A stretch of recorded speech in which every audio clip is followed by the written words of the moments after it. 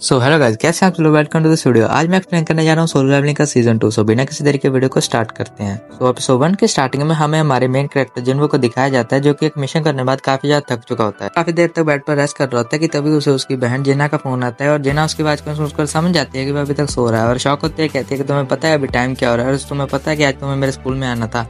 आज मेरे स्कूल में पेरेंट्स मीटिंग थी। और ये सुनकर जिन्वो काफी ज्यादा शॉक हो जाता है, जल्दी से रेडी होकर उसके स्कूल पहुंच जाता है। भाई को ऐसे देखकर बिल्कुल हैरान हो जाती है, तो जिन्वो पूछता है कि क्या मैं बुरा लग रहा हूँ। तो जिना कहती है कि नहीं, बुरा तो नहीं लग रहे। और ये सुनकर जिन्वो आगे चल पड़ता है और वहाँ खड़ी जितनी भी लड़की थी वो जिन्वो से इम्प्रेस हो जाती है और उसकी तारीफ करने लगती है। और ये सुनकर उसकी बहन कहती है कि तुम्हारे ऊपर तो काफी ज्यादा टेंशन आ रहा है, तुम्हारी कोई गर्लफ्रेंड नहीं है, लगता है मुझे तुम्हें किसी से मिलवाना होगा। ये सुनकर जिन्वो उसके गाल खींचते हुए कहता है कि इसकी कोई जरूरत नहीं है। उसके बाद हमें जिना की क्लास टीचर को दिखाया जाता है, जो कि जिना की काफी ज्यादा तारीफ कर रही होती है और कहती है कि जिना के स्टडीज में काफी ज्यादा अच्छे मार्क्स आते हैं और उसके क्लासमेट्स भी उसे रोल मॉडल की तरह देखते हैं। तो मॉक एग्जाम में भी अच्छे मार्क्स आते हैं और इसलिए तुम्हें जिना को मेडिकल स्कूल में ही भेजना चाहिए। और जिना भी यही चाहती है, इसलिए तुम्हें उस पर कोई भी दबाव नहीं डालना चाहिए और कोई काम करे। और जिन्वो भी कहता है ठीक है। उसके बाद टीचर जिन्वो से कहती है कि क्या मैं तुमसे एक सवाल पूछ सकती हूँ। तो जिन्वो कहता है कि हाँ पूछिए। तो टीचर उससे कहती है कि अगर जिना एक हंटर के रूप में अवेकन हो तो क्या तुम उसे हंटर बनने दोगे। तो ये सुनकर जिन्वो को सोचता है और कहता है कि बिल्कुल नहीं। तब ये सुनकर टीचर कहती है कि मुझे लगा ही था। और टीचर फिर उससे कहती है कि तुम मेरे लिए एक काम कर सकते हो। अगले सीन में हमें सॉन्ग को दिखाया जाता है, जो कि एक बिल्डिंग से बाहर आ रही होती है और वो जिन्वो को देखकर काफी ज्यादा हैरान हो जाती है और उसे याद आता है कि उसके साथ वो पहले भी एक डंजन के मिशन पर जा चुकी है। और वो कंफ्यूज होते हुए कहती है कि तुम यहाँ क्या कर रहे हो। वे जिन्वो अपनी और अपनी बहन जिना की तस्वीर उसे दिखाता है और वो पूछता है कि क्या तुम जिना को जानती हो। तो वो कहती है कि अच्छा, तो तुम उसके बड़े भाई हो। और वो कहती है कि मुझे नहीं पता तुम से टीचर ने क्या कहा है और मैं स्कूल वापस नहीं जाने वाली और मैं हंटिंग क्विट नहीं करने वाली। ये सुनकर जिन्वो उससे कहता है कि तुम एक ई रैंक का हंटर हो, अगर तुम ऐसे ही जियोगी तो तुम ज्यादा पैसे नहीं कमा पाओगे और तुमने सिर्फ एक ही बार पैसे कमाए थे, वो भी हमारे साथ मिशन पर। और ये सुनकर सॉन्ग उससे कहती है कि अगर तुम मुझे यहाँ लेक्चर देने आए तो यहाँ से चले जाओ, मैं तुम्हारी कोई भी बात नहीं सुनने वाली। तो जिन्वो कहता है कि नहीं, मैं तुम्हें कोई लेक्चर देने नहीं आया, तुम मेरे साथ चलो। इसके बाद हमें अगले सीन में दिखाया जाता है वांग लुंग सू को, जो कि अमेरिका में था। वो यहाँ पर फाइनली आ चुका होता है, जिसमें मिलने जिनचुल आया होता है। और ये देखकर वांग टोंग सुंग भी हैरान हो जाता है कि हंटर एसोसिएशन का मैनेजर यहाँ उससे मिलने आया है। और जिनचुल कहता है कि मैं यहाँ पर अपना काम करने के लिए आया हूँ। और वो पूछता है कि तुम यहाँ कितने देर तक रहोगे। तो टोंग सू कहता है कि मुझे इस कंट्री में ज्यादा कुछ इंटरेस्ट तो नहीं है और मैं यहाँ ज्यादा देर तक नहीं रुकने वाला। जिस पर जिन कहता है कि क्या तुम सिर्फ उन दोनों के लिए यहाँ पर आए हो। तो डोंग कहता है कि अगर तुम्हें आंसर पता ही है तो तुम मुझसे पूछ क्यों रहे हो। और उसके बाद जिन से कहता है कि तुम सर्विलेंस टीम में हो तो तुम्हें इतना तो पता ही होना चाहिए कि मैं उन ई रैंक और डी रैंक हंटर के साथ डंजन में जाकर क्या करूंगा। पर तुम इतने भी बेवकूफ़ नहीं हो कि तुम मुझे यहाँ रोकने आए हो। और इस बात को बोलने के बाद डोंग अपनी पावर्स के साथ जिन को डराने की कोशिश करता है, जिस पर जिन कहता है कि मैं सिर्फ अपनी जॉब करने की कोशिश कर रहा हूँ। और ये सुनकर डोंग भी वहाँ से चला जाता है। और उसके बाद हमें चॉय को दिखाया जाता है, जो कि प्राइजंगो से बात कर रहा होता है कि अब वो जो मॉन्स्टर हैं उनके अब विंग्स भी आ चुके हैं, इसलिए वो कुछ देर के लिए उड़ सकते हैं, लेकिन वो भी सिर्फ शॉर्ट डिस्टेंस के लिए ही उड़ सकते हैं। क्या पता वो बाद में ज्यादा डिस्टेंस के लिए उड़ सके। इस पर गो भी कहता है कि ठीक है और अरेंजमेंट करो और मुझे पूरी तरह जानकारी दो। तो वो भी कहता है कि ठीक है। जिसके बाद हमें जिन्वो को दिखाया जाता है, जो कि मैनेजर आहान और ह्यून से मिलता है। और आहान भी अब जिन्वो को देखते हुए कहता है कि काफी देर बाद मिल रहे हैं, मुझे लगा नहीं था कि तुम हमें कांटेक्ट करोगे।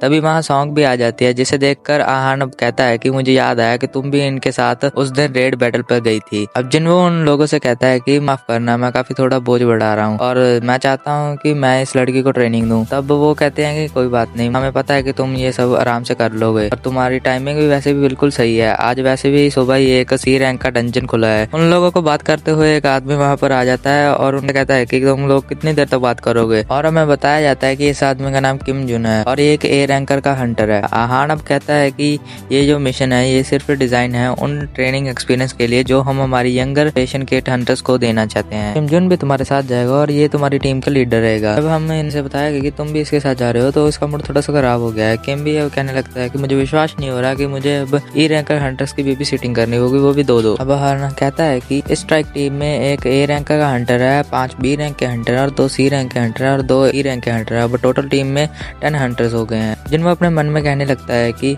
मैं सॉन्ग को वो चीज़ प्रूव करने लाया था कि ये जो रेड बैटल्स होती हैं वो कितनी ज़्यादा ब्रूटल हो सकती हैं, लेकिन हमारी टीम आज थोड़ी सी ज़्यादा ताकतवर है।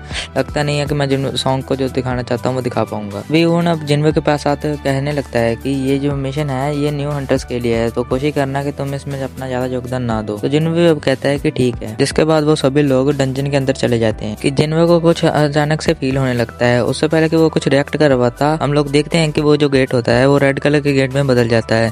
अब जिन्वो ये देखकर शॉक हो जाता है और सॉन्ग को लेकर बाहर जाने की कोशिश करता है, लेकिन वो नहीं जा पाता। और क्योंकि अब वो थोड़ा सा बाहर होता है तो वो वहां से कहता है कि प्राइमरी स्ट्राइक टीम को कांटेक्ट करो। और ऐसा बोलने के बाद जिन्वो भी अब उसके अंदर चला जाता है। अगले सीन में इस चीज के बारे में बेक को भी पता चल जाता है और ये सुनकर वो काफी ज्यादा हैरान हो जाता है और कहता है कि मैं अभी के अभी वहाँ आ रहा हूँ। अगले सीन में जिन्वो और बाकी हंटर्स देखते हैं कि वो अब एक बर्फीले इलाके में आ चुके हैं। वहीं सभी लोग काफी ज्यादा कंफ्यूज हो जाते हैं और कहते हैं कि वो गेट कहाँ गया, आखिर हम वापस कैसे जाएंगे। अब किम उन लोगों से बताने लगता है कि ये एक रेड गेट है और ये सुनकर सॉन्ग भी पूछती है कि ये रेड गेट क्या होता है। तो जिस पर जिन्वो कहता है कि रेड गेट दूसरे गेट से अलग होता है और ये गेट हमें दूसरे ही किसी डंजन में पहुंचा देता है। ये गेट तब तक तो नहीं बंद होगा जब तक इसके बॉस को ना हरा दिया जाए या डंजन अपने अपना बंद हो जाए। तब तक ना तो यहाँ से बाहर निकला जा सकता है और ना ही हमारी कोई बाहर से मजे कर सकता है। यहाँ के मॉन्स्टर भी काफी ज्यादा पावरफुल होते हैं। ये सुनकर सॉन्ग कुछ बोलने वाली होती है कि तभी उस पर कोई हमला कर देता है और एक और हंटर पर। वो जो हमला दूसरे हंटर पर होता है वो तो उसे लग जाता है, लेकिन जो हमला सॉन्ग को लगने वाला है उसे जिन्वो अपने हाथों से पकड़ लेता है। और ये सारी चीजें एक लड़की हंटर भी देख रही होती है। वो सब देखते हैं कि उन पर हमला करने वाले आइस एल्फ्स हैं जो कि पेड़ पर बैठकर उन पर हंस रहे हैं। और ये देखकर जिन्वो अब सोचता है कि ये जो आइस एल्फ्स हैं ये सबसे पहले कमजोर हंटर्स पर ही हमला कर रहे हैं। अभी एक आइस एल्फ जिन्वो को चिढ़ाने लगता है। ये देखकर जिन्वो में आ जाता है। उसके बाद वो जो आइस एल्फ्स होते हैं वो वहां से चले जाते हैं। सॉन्ग वो कहने लगती है कि ये कौन थे जिन्वो। जिन्वो कहने लगता है कि ये आइस एल्फ्स हैं जो कि काफी ज्यादा क्रूर होते हैं, बिल्कुल डेमंस की तरह, इसलिए इन्हें आइस स्लेयर से बुलाते हैं। तभी किम सभी को कहता है कि क्योंकि तुम सभी को पता है कि ये रेड गेट है और हमें यहाँ पे कोई भी सपोर्ट नहीं मिलने वाला, हमें अकेले ही लड़ना होगा, तो सिचुएशन को देखकर तुम सभी को हाई रैंक हंटर्स की ही बात माननी चाहिए कि तुम मुझे फॉलो करना चाहिए, लेकिन मैं तुम सभी को अकेले नहीं संभाल पाऊंगा, इसलिए हमें 2 ग्रुप्स में डिवाइड हो जाना चाहिए जिससे हमारे सर्वाइविंग के चांसेस ज्यादा बढ़ जाएंगे। क्योंकि अगर हम यहाँ खड़े रहे तो कुछ ही देर में हम जमकर यहाँ मारे जाएंगे, इसलिए मैं चाहता हूँ कि तुम मुझे फॉलो करो और मैं गारंटी देता हूँ कि जो मुझे फॉलो करेगा वो मैं उसे जिंदा बाहर निकालूंगा। और सभी हाई रैंक के हंटर उसकी टीम में शामिल हो जाते हैं और एक लो रैंक का हंटर भी उसकी टीम में शामिल होना चाहता है, लेकिन किम उसे धक्का मारकर नीचे गिरा देता है और कहता है कि तुम हमारी इस टीम को ज्वाइन नहीं करोगे। और दूसरे जो भी बाकी लो रैंक के हंटर हैं उन्हें भी साइड में हटा देता है और कहने लगता है कि जितने दिन हम यहाँ रुकेंगे उसका मतलब है कि बाहर की दुनिया में इतने ही घंटे बीतेंगे, इसलिए हमें यहाँ पर महीने भी बताने पड़ सकते हैं, इसलिए मैं तुम कमजोर हंटर्स का ध्यान बिल्कुल नहीं रख सकता। पर डिप्रेस्ड होने की जरूरत नहीं है, बस तुम तब तक जिंदा रहना जब तक हम बॉस को नहीं हरा देते। अब वो जो लड़की जिन्वो को पहले देख रही होती है वो किम से कहती है कि मैं इनकी टीम में जाना चाहती हूँ और इन्हें ज्वाइन करना चाहती हूँ। तो किम भी कहता है कि ठीक है और अपने मन में सोचने लगता है कि यार इस लड़की को इन लोगों पर दया आ रही है, इतनी बेवकूफ है। तभी वो लड़की जिन्वो के पास आती है और कहने लगती है कि किम ने उस एरो को नोटिस किया पर तुमने उसे नोटिस कर लिया है, इसका मतलब तुम ई रैंकर नहीं हो या फिर तुम रैंक ए या उससे भी ज्यादा है। इस बात पर जिन्वो कोई भी रिप्लाई नहीं करता। तो किम कहने लगता है कि हम इस क्लियर रास्ते पर जा रहे हैं और जिन्वो कहता है कि ठीक है हम जंगल वाले रास्ते से आगे बढ़ेंगे। ये सुनकर किम अपनी टीम को लेकर वहां से चला जाता है। अगले सीन में हम किम और उसकी टीम को देखते हैं जो कि आगे बढ़ रही होती है कि तभी उन्हें एक पेड़ पर पंजों के निशान देखने को मिलते हैं, जिसे देखकर किम कहता है कि ये जरूर आइस बियर्स का काम होगा। वो कहता है कि हम बस उन लोगों को बेसिकली मरने के लिए छोड़ रहे हैं क्योंकि वैसे भी वो बचने नहीं वाले।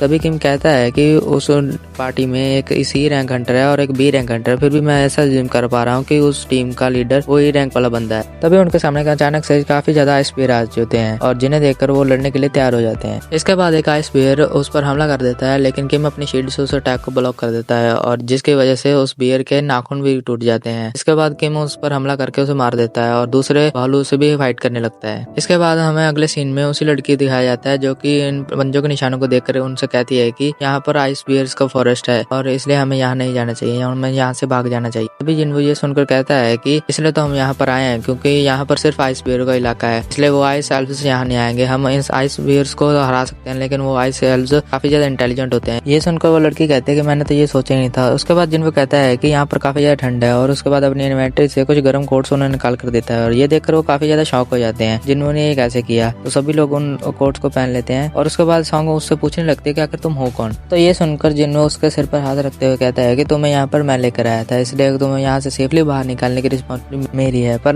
मुझसे यहाँ पर ज्यादा क्वेश्चन मत पूछना। ये सुनकर सॉन्ग भी मान जाती है और थोड़ा ब्लश करने लगती है। जिसके बाद जिन्वो उन बाकी 2 हंटरों से भी कहता है कि तुम भी मुझसे कोई क्वेश्चन मत पूछना।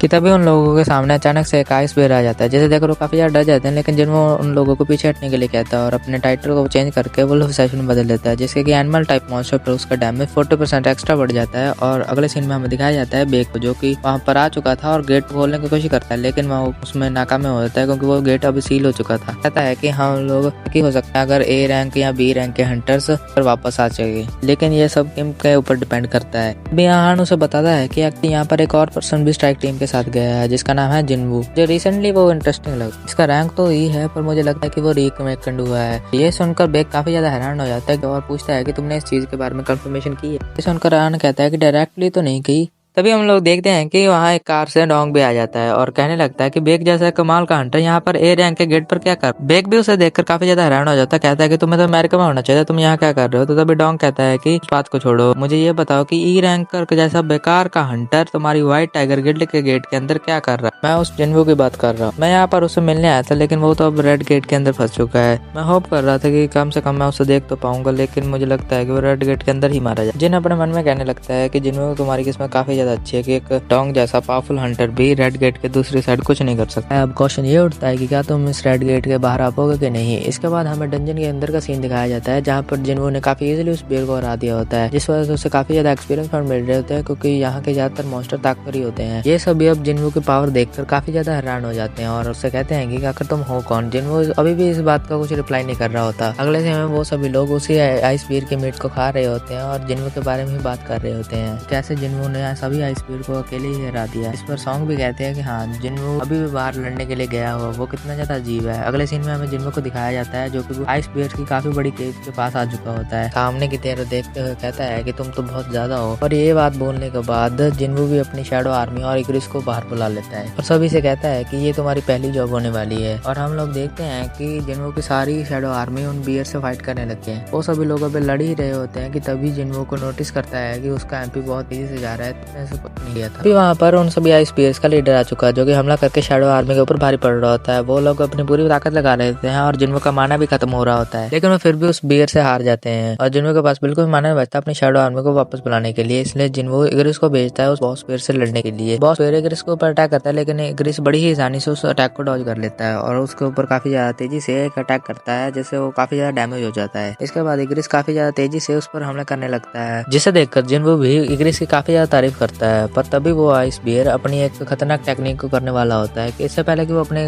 टेक्निक को यूज कर पाता, उससे पहले ही इग्रिस अपनी तलवार से उसकी गर्दन को काट देता है, जिसके बाद उस आइस बियर का सर सीधा जिनवू के सामने आकर गिर जाता है। जो देखकर जिनवू सोचता है कि अगर मेरी और इग्रिस की फाइट में इग्रिस पूरा टाइम अपनी तलवार को यूज करता तो मुझे पक्का यकीन है वो मुझे मार भी सकता था। मैं अभी भी इग्रिस से काफी ज्यादा कमजोर हूँ। इसके बाद इग्रिस जिनवू के सामने आकर बो करते हुए बैठ जाता है और जिनवू उसके कंधे पर हाथ रखते हुए कहता है कि तुमने बहुत अच्छा काम किया। अगले समय हमें किम को दिखाया जाता है जिसकी हालत बहुत ज्यादा बुरी हो चुकी होती है। उसके साथ जितने भी टीममेट होते हैं वो सभी मारे जाते हैं। एक बंदा बचा होता है जो कि किम से मदद मांगता है। तभी एक आइस एल्सो उसके ऊपर हमला करके उसे मार देता है और किम इसे देखकर डर जाता है। वो कहता है कि इम्पॉसिबल है, मुझे अभी भी व्हाइट टाइगर गिल्ड की लाइट में ज्वाइन होना था और कहता है कि यहाँ पे मैं नहीं मर सकता। और कि तभी उसका एक साथी उठता है और कहता है कि कैप्टन मुझे बचा लो। लेकिन जैसे ही ये बात वो बोलता है वहाँ पर एक आइस एल्फ आ जाता है जो कि उस पर हमला करके उसे भी मार देता है और काफी ज्यादा खतरनाक तरीके से किम की ओर देख रहा होता है, जिसे देखकर किम भी काफी ज्यादा डर जाता है, वहाँ से भाग जाता है। उसे वहाँ से भागता हुआ आइस एल्फ का लीडर भी देख रहा होता है और इसी के साथ हमारा ये एपिसोड खत्म हो जाता है।